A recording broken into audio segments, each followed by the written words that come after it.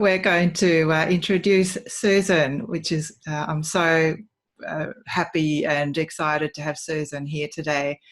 Susan is the author of Money Intelligence, financial strategist, and a money mentor. So she has been helping small businesses, as I understand, and a lot of people around around financial intelligence, really. And I'm so looking forward to it, given the current conditions that we're in. So many people have lost their jobs or wages cut, or all sorts of different scenarios that we're experiencing now. And some people are really, really busy as well. So it's quite a big range of experiences we're having. So really delighted to have Susan. Thank you so much for coming today. Welcome, everybody.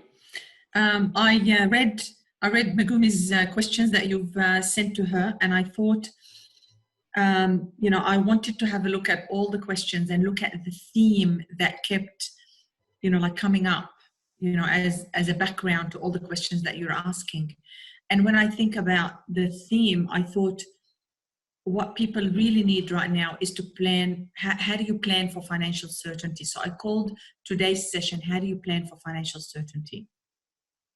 And I want to start the session by saying that there is no certainty in life. We forget that. We forget that life has always, is, and will always be uncertain.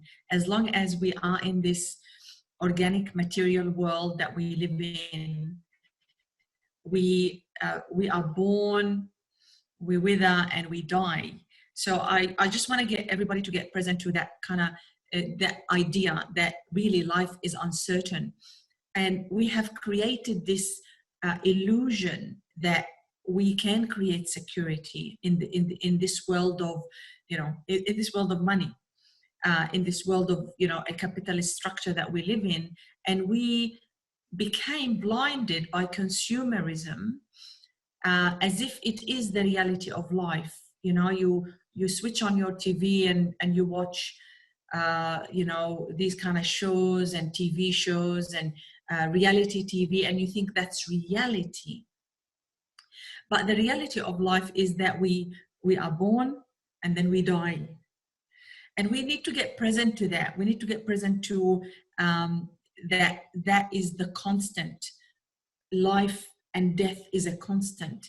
And we have to think about how we need to deal with certainty and with uncertainty, because there is no certainty. That is the certain thing about uncertainty, is that there is no such thing as certainty.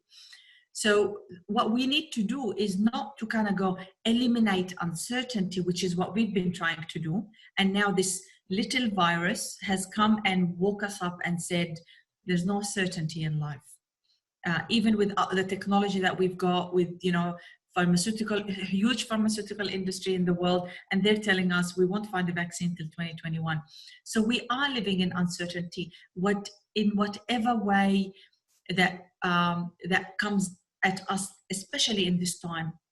So I started thinking, how can I kind of incorporate finance, but also like the esoterical or spiritual side of it? Because, I do like to combine both.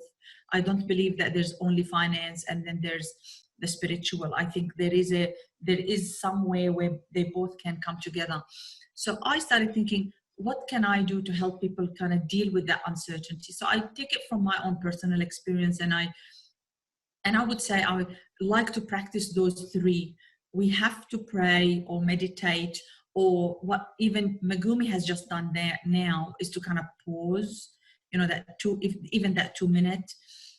We have to prepare for the uncertainty and not think, you only live once. There's this thing about you only live once. And the third thing is that we gotta have a purpose in our life. So I kind of wrapped around how we deal with uncertainty with those three things that we need to, incorporate into our life. And the first thing I would say is that I believe that praying or meditation or getting in touch with your inner self or your inner strength is actually the way to help you deal with the uncertainty. Not eliminate it, but deal with it. So I think it's important that we take the time even on, you know, like even once a day, to kind of just pause and pray or meditate or whatever it is that you feel. Even have a cup of coffee if you don't believe in anything. Just have a cup of coffee and just be with who you are, be with yourself, with the quietness of your own mind. And the second thing is, be prepared. So I want to share with you this story. You know, when I used to go to Sunday school when I was a kid, and this story in the Bible just stuck with me. I will never forget it, which is Joseph's story. And I just want to share with you like a 2-minute story about Joseph for the people who don't know anything about the Bible. In Joseph's story, he basically he got sold. He used to live in the land of Canaan. That was about 4,000 years ago. And his brothers, who were jealous of him, they sold him to the merchants that were walking through the land and ended up in Egypt. And he ended up being sold in Egypt and was like a slave. But he ended up in jail, and he had this gift of interpreting dreams. And so he interpreted the dreams of every, you know, all his jailers and everyone around him. And then one day, Pharaoh had a dream. And his dream was that Pharaoh was standing by the Nile, and out of the river came 7 cows. They were fat and sleek, and they grazed along the riverbed. And then after those 7 cows came 7 ugly, really skinny cows. And the Pharaoh saw that those cows, the fat cows, were eaten up by the ugly, skinny cows. And the next day he had a second dream, and the dream was there were 7 heads of grain. They were healthy and good, and they were growing. And then 7 other heads of grain sprouted that were thin, and they scorched in the east wind. So he didn't know what this dream meant. So he called out all his wise men and asked them for the interpretation. No one could interpret the dream. And someone said, oh, there's Joseph in prison. Maybe we should get him out and he could interpret the dream. And Joseph's interpretation was this: there will be good 7 years that will come to, will come to the land. And then after those 7 years, there will be 7 years of famine. So out of that dream, that interpretation, the Pharaoh actually prepared. So part of it was that Joseph advised Pharaoh, prepare for the 7 years of famine during those 7 years of good, and that, the reason this story stuck with me, and I think we need to get that now, especially in this capitalist system that we're living in, we need to prepare for that kind of life. We need to prepare that we could end up with a feast, but we also could end up with a famine. And when you look at economics, it's actually based on whatever goes up must come down, but we don't prepare for it. We don't end up preparing that something could go wrong. And I would say we have to shift our thinking and start preparing for uncertainty, because uncertainty is the only certainty. Uncertainty is the only constant, and we have to be prepared for it. It's amazing how many clients I've got that got caught because you stretch your budget, you borrow to the max, and then you don't leave yourself a buffer.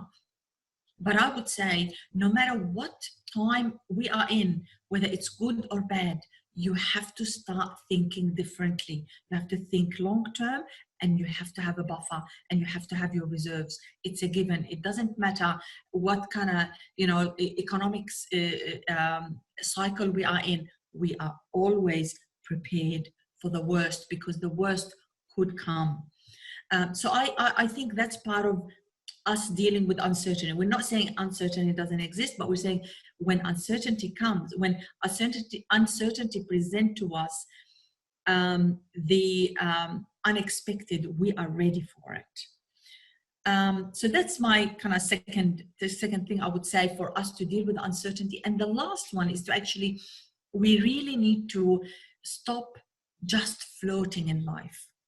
We need to know what our purpose is and what difference we want to make here in this world, because we are not here forever. Every one of us has got an expiry date. And I think Corona has kind of made it so obvious that we live and we are born, we live and we die. And we should embrace it. This is part of our life. It's always been like that. We are so happy when a baby is born, but we are, we're really sad when someone dies, but it is all part of life. When someone dies, another one is born. So we got to take it from that perspective and understand that we are here for a reason, and embrace your life with that purpose rather than just float along. So where do we go from here? And I think, I said to so many clients, I love Corona. I embrace Corona. Not from, I don't like, of course, I don't like what is happening, but Corona has presented us with a blessing. It's presented us with us to pause and ask questions and reflect. Have we been good kids? Have we done the right thing? Have we done the right thing by the environment? Have we done the right thing by our families? Have we done the right thing by our employees? Have we done the right thing by the people who really need our help? So we need to start reevaluating, where have we been and where do we want to go? So so the question is not like I'm blaming anyone for spending too much, in my case, as being the accountant, that's the first thing I said: spend too much, you're not saving enough, and you need to do all these things. But it's not only that, it's just being, and it's not coming from making wrong, it's coming from, let's take this opportunity to learn from. If we've made any mistakes in the past, let's learn from them, make peace with the past, and commit to doing something that could be better for ourselves, better for our families, better for the environment, better for the people in the world, better for the animals and the plants and the trees. It's going to be better for everybody. And I think the first thing we need to do is really let go of consumerism. It drives me crazy when, I've got clients who are driving a nice Audi and they say, I want to upgrade 2 years later. I mean, it's a nice Audi. So we just need to take it easy, stop being obsessed with upgrading, with renovating. We got to take it easy. And we got to stop comparing ourselves to others. And I think the reason consumerism kind of drives us is because we keep comparing ourselves to others. And we got to let go of that, because if we are doing meaningful work and living a meaningful life, who cares what others are doing? Let go of that. Let go of trying to beat them. You can't beat more and more and more, because more always wants more. So I think it's important that we reflect on that and make peace with it. And, it doesn't have to be that there is something wrong, but it's asking yourself, where do I want to go right moving forward?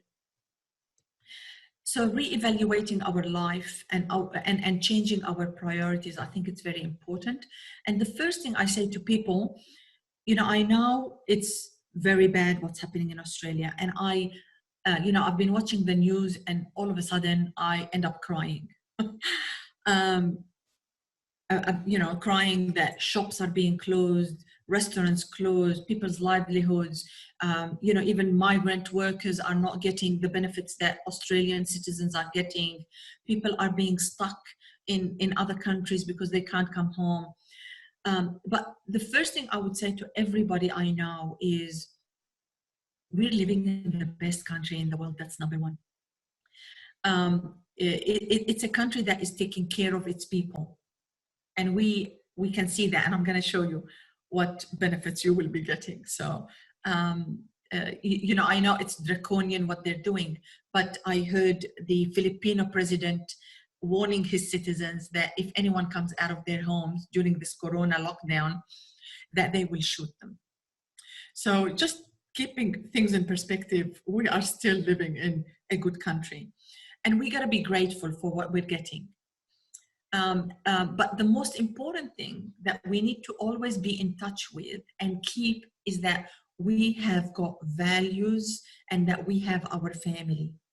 So the first thing is, I'm healthy, my family is healthy, I'm looking after them, I'm at home, I'm being looked after by the government. And we're going to talk about that because I think that's important for people to understand. And also have that, be present to the miracle of gratitude, of being grateful to where we are in this world, and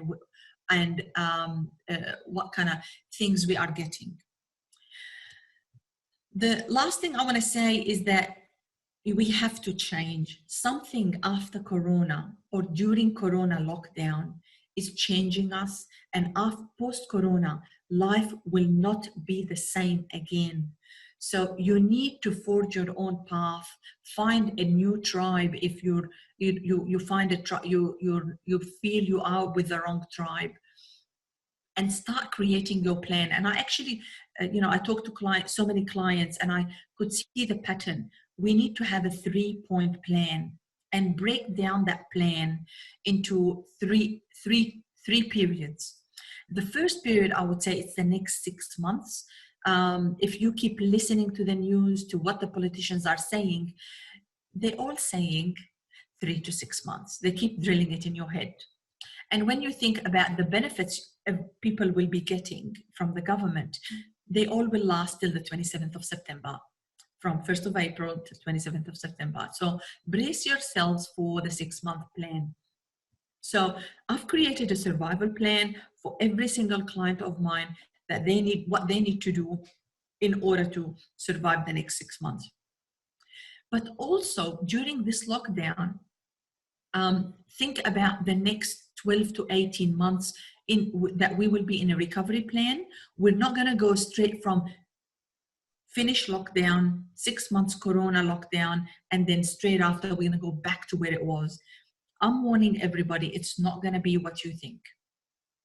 So I think there's going to be a slower momentum building up before we get to growth, before we go back to some sort of normality, if that normality is going to look like, pre-2020. So I would say start planning for your next 10 years. And growth plan, I don't mean only about money. It's personal growth. It's your family. It's the people around you. It's the business that you want to create. So the first thing I'm going to say is, let's have a look at the next 6 months. So I, in one of my coaching sessions with clients, I actually gave them the metaphor that the next 6 months is like what happened to Robinson Crusoe when he ended up on the island all alone. Nothing, there's no houses, there's no shelter. What did Robinson Crusoe do in order to kind of survive? And the first thing he did was to find shelter. And shelter for us the next 6 months. So what I've been trying to do to help every single client of mine, and you want to do the same, is that you need to know what you can get. The government has been very generous because, and don't forget, the government is us. We forget that, right? We're the taxpayers. We've paid these taxes all along, and the government, which is representing us to run the country, has decided that in order to deal with this virus, to get people locked down, that we need to keep people alive. We need to pay people money. Every single person who has lost their job or had reduced sales. So you need to know what benefits you are getting. Whether you're a sole trader or you're running a business with employees, everybody gonna get something. So you need to know, am I gonna get the Job Keeper or I'm gonna get the Job Seeker? Most businesses are gonna get the cash flow assistance. And if you've got trainees or apprentices, you're going to get a subsidy up to $21,000. So I'm going to talk about it as you're asking me more questions, and I can drill more in that as we talk about it today. But I just want to give you like my 8-point plan for survival the next 6 months. So you need to know your rights and how much money you can access to survive the next 6 months from government support that you will be getting. The second thing you need to do is you need to do your survival budget. And what I say, like, you know, it's actually a budget and a cash flow forecast. And I've done part of the coaching I've done with clients is I sat them down and I said, you need to do your budget. And I made it so easy for them to kind of go, okay, 2 hours later, oh, I put that number here, I put that number there, there's my income, there's my expenses. And at the end of the session, most people kind of go, oh, they created the certainty of what money will be coming in, less money going out. So I think it's important that you sit down and do your budget, do your cash flow forecast, and ask yourself, am I going to survive the next 6 months on this reduced income that I will be earning? Part of the strategy to save Australia is also that the government has asked every institution, every bank, leasing company out there, please offer to defer or freeze repayments. I just had a client this morning send me an email saying even Mercedes-Benz are freezing their car lease repayments for the next 6 months. You still have to pay it, but it's being frozen. They're not asking you to pay it. So no one's going to come and knock on your door and say, I need the car back if you don't pay the lease payments. You can freeze your home loan repayments for the next 6 months and as well. So I say, like, let's get our finances organized, negotiate lower interest rates on the mortgage or on the credit card you've got, renegotiate current payment plans, whether it's your mobile bill, internet, you know, things like that. Review all the debits that you've got coming out of your bank account, because most people don't realize I've got Netflix, I've got Stan, I've got Hey You, I've got Foxtel, and you're going to start asking yourself, do I really need 1, 2, 3, 4? Do I need them, or can I chop some and start looking at trimming down expenses so you can match your income you'll be getting with the expenses you'll be spending out? And the other thing is you can get a business loan. I am not advising certain clients to get this business loan because there are certain issues that will come with it. If you want to ask me about business loans, please do so, because I've got my opinion on them. And they're not for everybody, by the way. Okay. The fourth thing, you need to take advantage of the opportunity right now. It's amazing how many clients have said to me, you know, now that I'm in lockdown, I'm thinking about my business, what I want to do, what kind of clients I want to have in the future, post-corona, how I want to structure my finances. People are starting to think about what kind of life they want to create post-corona.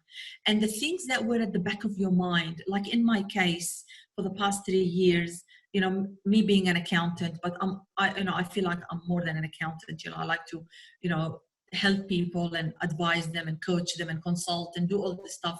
And I've created my Money Intelligence Academy. And I've been, to be honest, you know, I've tinkered with a few courses and I've done them over the past 3 years, but I haven't launched it full out. And I feel like now is, for me, is the opportunity of a lifetime to be told, stay at home, even though I'm still busy. But at some point we might have less busy time so that I can do more videos. I can launch my academy. So whatever it is that you had at the back of your mind, in the heart of your heart, whatever it is that you wanted to do, it's an opportunity now for you to do it. And please don't start another Netflix series and spend 10 hours watching it and then go to bed at 2 o'clock in the morning and do it all over again the next day. I think it's an opportunity to create whatever it is in your wildest dreams that you wanted. Somebody is going to pay you to sit at home. It's actually the government, and I'll show you the numbers on that, to sit at home and do this stuff. So you might as well take advantage of it, because post-corona, past the 27th of September, there will be no safety net. No one is going to pay you to create the life that you want, and you need to fend yourself from the 28th of September. And the fifth thing I would say, stay in touch with your clients and employers. You know, like one client said to me, you know, because she's going to get the Job Keeper, and the Job Keeper money for a sole trader, if anyone doesn't know, it's $1,500 a fortnight. You need to show that your sales have reduced by 20%, 30%, my apologies, and you can get the Job Keeper. And she said, you know, I've worked out my budget because we did the budget together, and this is it. That's fine. Money coming, money going. And I said, no. You need to stay in touch with your clients. People are already still calling her. They're still asking for advice. And I said, why don't you create a coaching program at 50% reduction, double the time that you coach them because they need it. It's bugger all money. You might charge them $100 or $200 a month. You're in their face every week, you know, and what would that create for you? Come you know, end of September, these people will be forefront. You will be in the forefront of their mind. It means in October, you go up and run. These guys want you. They're gonna work with you because you won't have the $1,500 a fortnight. You might not have enough money to wait for more money to come before you do any work. So you gotta start thinking, how can I secure my income and my business starting the 28th of September? And the other thing I would say, you know, even don't feel, if you lost your job, don't feel disheartened that, you know, there's 6 million Australians have lost their jobs. People are set staying home, either getting the job seeker or getting the job keeper payment. Keep in touch with, you know, Airtasker, things like Airtasker, Uber, Upwork. Find the new sources of business that are popping up. And I'm just going to give you an example with Uber now. They're providing parcel delivery because they figured out all these accountants, law firms, all these offices in the city locked out. You know, who's going to go and drive and go and pick up the mail? So Uber is providing that service, and there are people who are doing that. You know, there's no one in the car. So, you know, you're not going to get corona. So there's just a few packages and boxes, and you might pick up and deliver to wherever you need to go. So there's also mail pickup. There's virtual coaching that people are already starting to do, which is, you know, like what Megumi is doing. And the last time I noticed there was homeschooling on the, you know, tutors homeschooling children on the internet, because the parents are working, but they can't homeschool at the same time because their boss still wants them to do some work. So all these things have just popped up the past 2 weeks. So imagine what would happen in the next few months as we are more in lockdown, as people still need more things to do. And life does go on, by the way. So keep your eye on opportunities as they come along. And the last two things is, please spend more time with your family. This is an unprecedented event for you to spend 24/7 with your husband, 24/7 with your children, and work out a system where you can all coexist together without killing each other. And I think it's important to get the family to get closer rather than apart. So structure the day, spend more time. And, you know, when you look back in 10 years' time and you go, in the time of Corona, we spent 6 months locked up together and we got closer than ever, whether it's with your partner, with your children. I think it's a great opportunity. And I can see it with my husband and son. I feel like we just got, like, there's lots to do. We need to be together. We need to kind of support each other. So we started working on that. We'll see how we go. We'll take it 1 week at a time. But I think it's important to take this opportunity as a time to be with your family, because the most important thing with you is your family. It's not money, really. And the last thing is, I would say, pray, meditate, be still, you know, do the 2-minute pause that Megumi has done, because we have to focus on inner strength, because there is no way that we're going to get through this without being strong on the inside. no matter how much money you have, even if you're a multimillionaire and you're locked inside your home for the next 6 months, I don't think that's going to be a good look, even if you've got all the money in the world, right? So it's important to keep that strength within you. Going back to the next phase, the recovery phase, I think it's important for you to, because I think what will happen is that we will be cushioned with the amount of income we'll be getting in the next 6 months. But the next 12 to 18 months are crucial, because think about it. If, let's say, they stop lockdown, you're back on your feet, you're fending for yourself, you're going out there pitching to clients, and we are in slow recovery, you can't land a contract or you can't land a client job, and you don't have a buffer of cash because the buffer of cash would have ended on the 27th of September. That's where I think a lot of people are going to get in trouble. So you need to plan for that buffer, October. And don't forget, once we go to December, people go, oh, it's Christmas.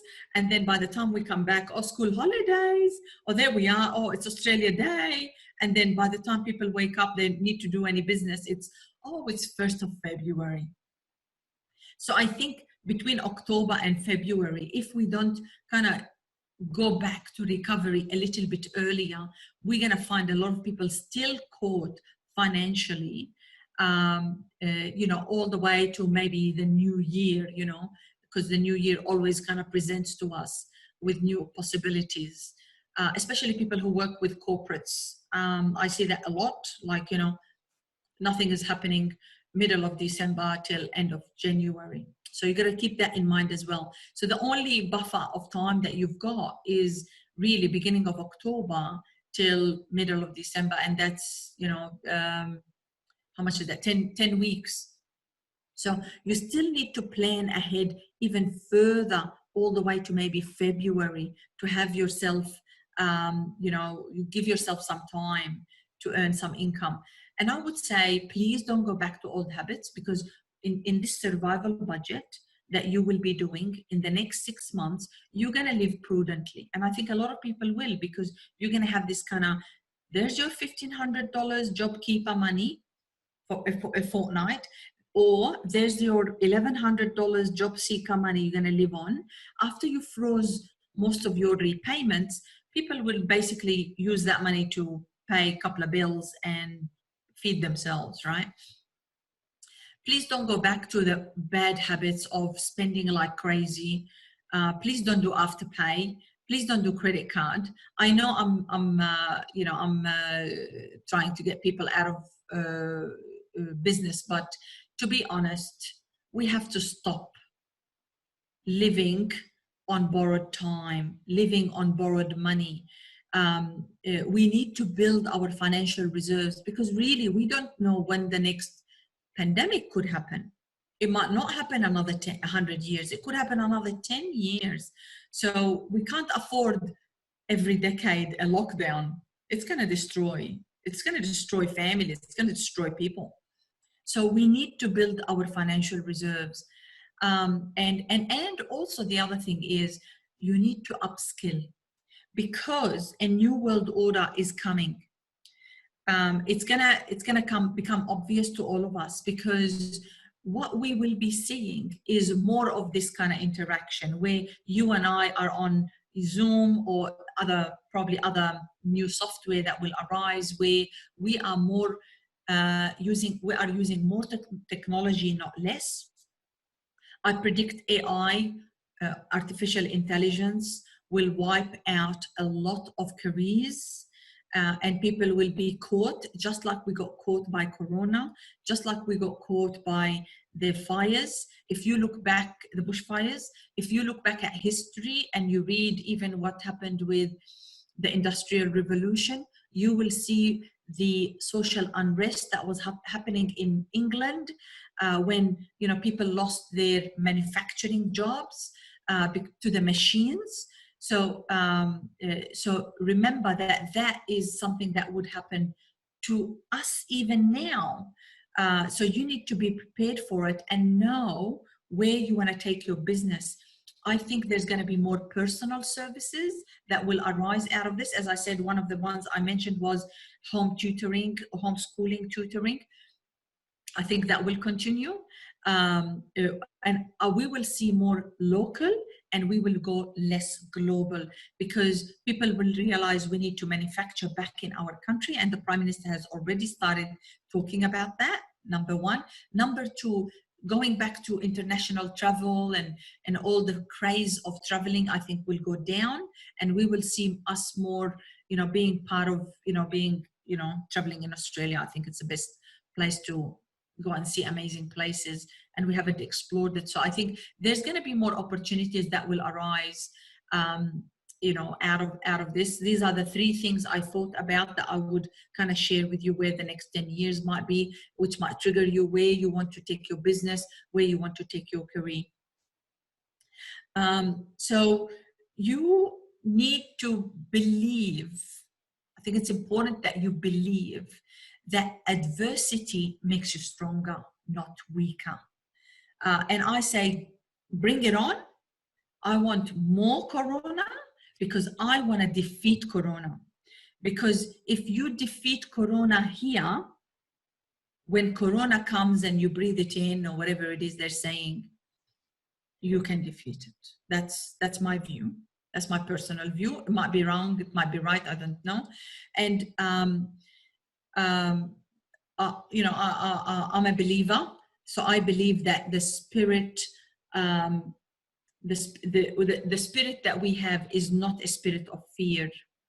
It is a spirit of power and self-discipline, and we can take that and change everything about our lives if that is what we want to do. That's it for me.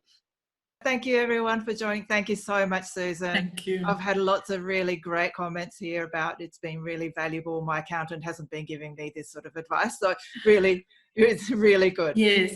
Actually, can I just mention, we're about to launch another page on our website. If you go to our website, there's COVID-19, but there's more resources, and Awesome. We're going to have resources for sole traders, for individuals, for small, medium enterprises. You download the resources. It's all for free. So that's coming up very soon. Next week, hopefully, the IT guys are working from home. Amazing. So, yeah. Yeah, you're doing amazing work, Susan. Thank you so much. Yeah. Thank you so much. Thank you everyone as well. And good night and stay. Okay. Thank you. All right. Bye.